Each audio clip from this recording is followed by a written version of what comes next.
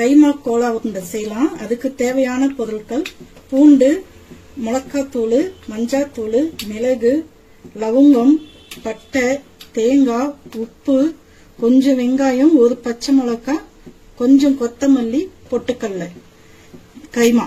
இது எல்லாத்தையும் மிக்சியில போட்டு அரைச்சிட்டு வந்துடலாம். இது எல்லாத்தையும் இப்ப நம்ம ஜார்ல போட்டுக்கலாம். ஜார்ல போட்டு ஒரு 80% அரைங்க, கொஞ்சம் குறைன்னு அரைங்க.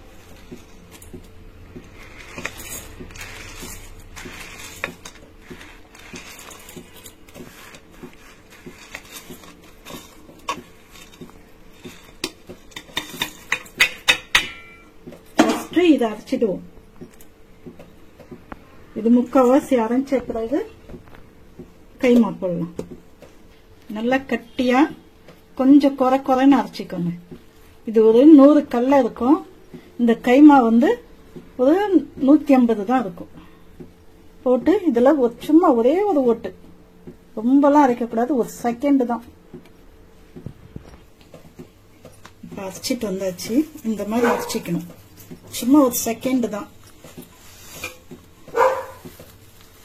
எடுத்து எல்லாத்தையும் இப்படி ஒரு தட்டுல வச்சுக்கோங்க.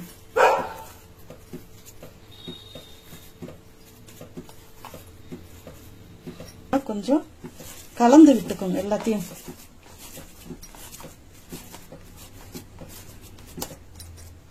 கலந்து விட்டுட்டு குட்டி குட்டியா உண்டை, உங்களுக்கு எந்த சைஸ் வேணுமோ, கொஞ்சம் சின்னதா இருந்தா நல்லா வெந்துடும். இப்படி கடாயில வச்சிடுங்க. கொஞ்சம் கெட்டிமா பிடிச்சுக்கோங்க.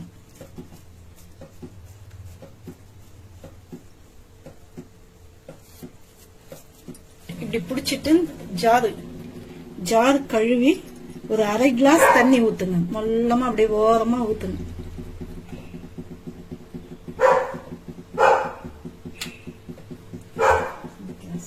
இப்படி கேஸ்ல வச்சிடுங்க.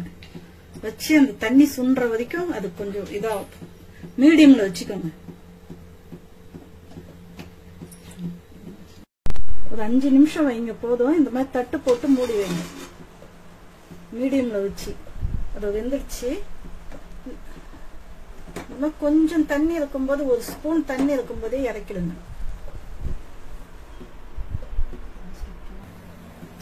தவா வச்சுட்டு அதுல தேவையான எண்ணெய் போட்டுக்கோங்க. ஃபுல்லா எண்ணெயில போட்டு வறுக்க தேவையில்ல, இந்த மாதிரி செஞ்சுக்கலாம். இது சும்மா இப்படி லேசா எடுத்து விட்டாலே வந்துடும். அது வந்துடுச்சு. எண்ணெய் நல்லா சூடாகட்டும்.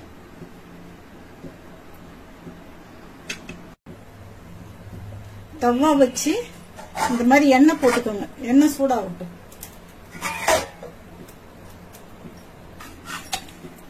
இந்த மாதிரி எடுத்து எண்ணெயில போட்டுக்கோங்க. இந்த மாதிரி போட்டு மீடியம்ல வச்சுக்கோங்க.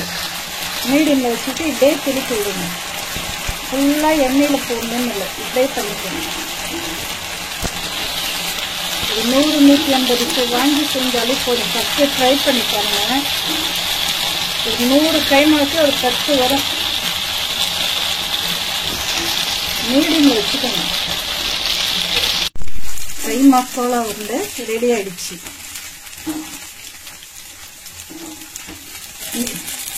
இந்த மாதிரி கைமா கோலா வந்து செய்யுங்க. எங்க வீடியோ பார்த்ததுக்கு ரொம்ப நன்றி.